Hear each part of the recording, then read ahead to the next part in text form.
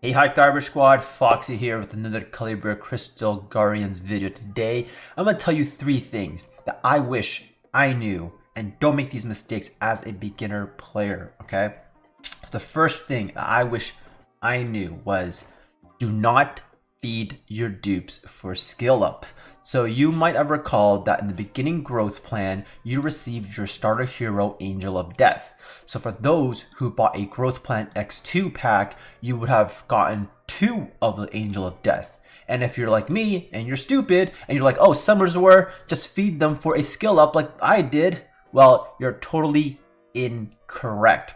If you did that, not in the world because it's a Nat 4, but for your first dupe, I would not feed them for skill ups because Devilmon is rare in this game, which is, they call it in this game, I don't even have any here in my storage, they call it right here. These little purple devil looking things. These are the Devilmons, but like I was saying, sanctify.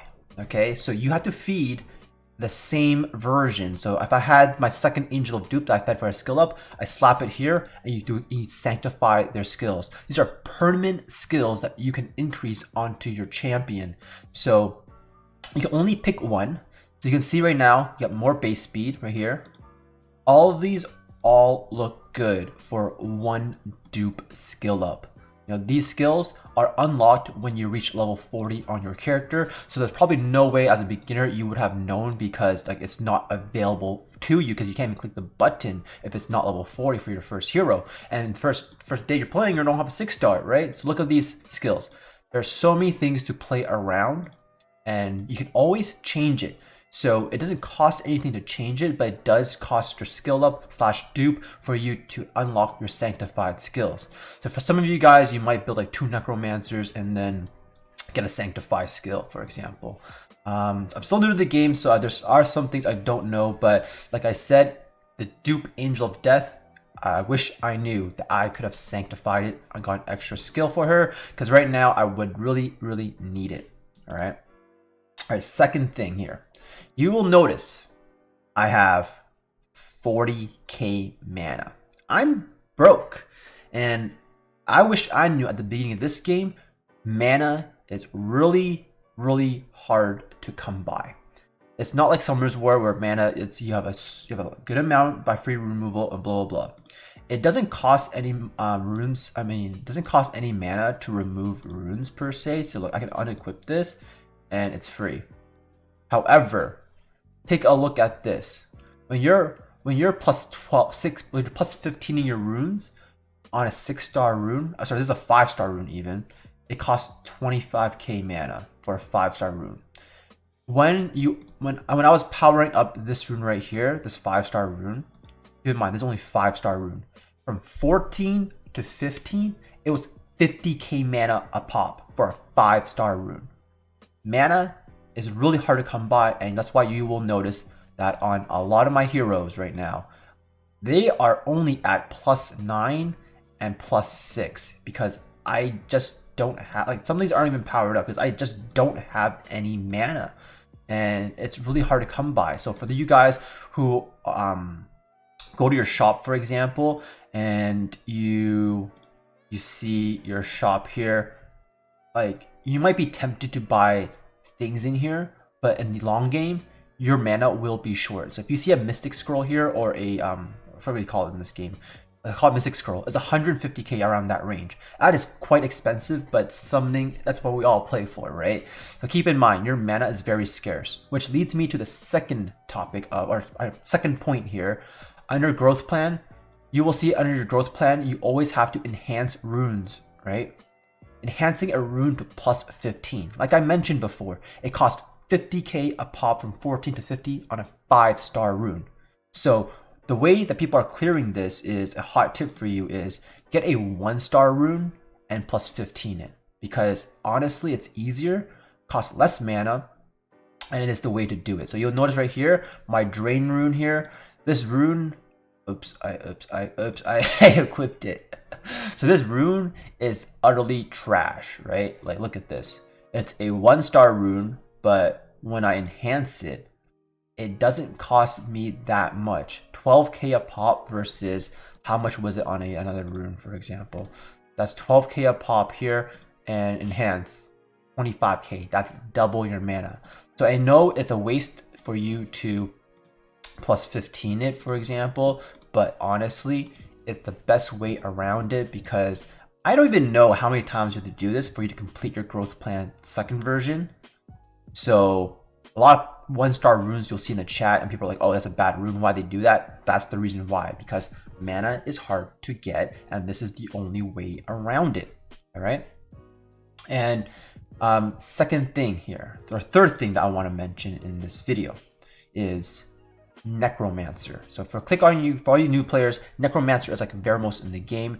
Veramos, back in the day, Summoner's War, you needed him to clear Giants B10. Similarly, in this game, Colossus Catacombs, this is the Giants B10. So look here, you get the Fatal runes here, you get the Blade runes Wild, you get the Swift runes here. This is the Giants B10 of this game, right? And obviously, like we know from Summoner's War, Veramos, fantastic monster for you to fuse to do Giants. And similarly, in this game, you click on Craft and Necromancer. So just to see an idea of his kit here, his kit is perfect for this dungeon, okay?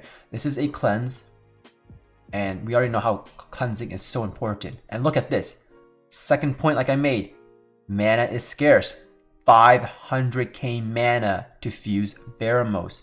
It's just a lot of money. Like I had to sell all my runes to fuse it. And you'll see right here, I fused Necromancer recently, and I'll make a video more about it for your C10 team. But anyways, what I want to say is here, if you click him and fusion materials, you will see Voodoo Walker. So some of you guys who tune in my stream, you're wondering, what is a Voodoo Walker and why are you guys all hunting it? To say it in Summoner's War terms, this is the Dark Yeti SD of this game.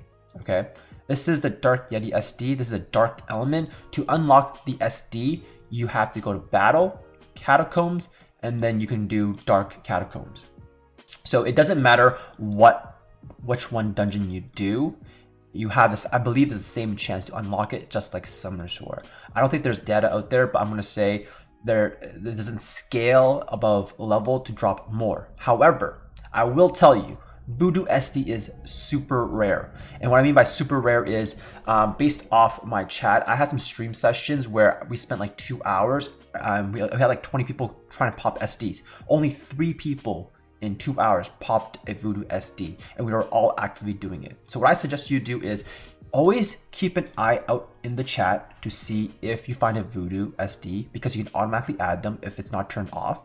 Second thing here is, if you find the SD, you're probably wondering, where do I enter the SD? Click Friends, and if an SD pops up, it will appear right here next to the name, a little box right here.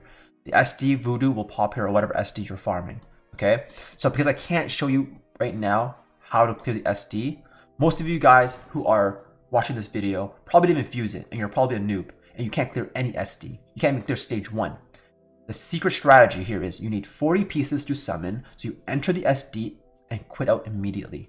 By quitting out immediately, you don't clear stage 1, you still get 1 piece. If you clear stage 2, you get 2 pieces. But for me, I'm level 35. I can only clear stage 2. So keep that in mind. The easiest way is to go in, quit out, and spend 4 energy times 40 times. Honestly, it's worth it because Voodoo SD is super, super rare. All right, guys. Also, one thing I wish I really knew as well is also under the growth plan. You see this? Ascend 175 heroes to 3-star. I'm not even done this yet. I don't even know when this finishes. And by growth plan 3, it's going to be even more. So you will need a lot of 2-stars to do this part of the quest to progress your growth plan. Okay. So a lot of you guys will summon your unknown scrolls. You'll summon your unknown scrolls. You get the 1-stars. You feed the 1-stars to other monsters. But honestly, that's probably not the way I would do it, because now that I understand how many 2-stars I need to progress through that growth plan mission, probably isn't a wise idea to do that. And you will also notice I'm running out of 2-star ascension cats for me to even do that. So now I have to actually train my 1-stars and make them so they're powerful enough to evolve them and get them to 3-star.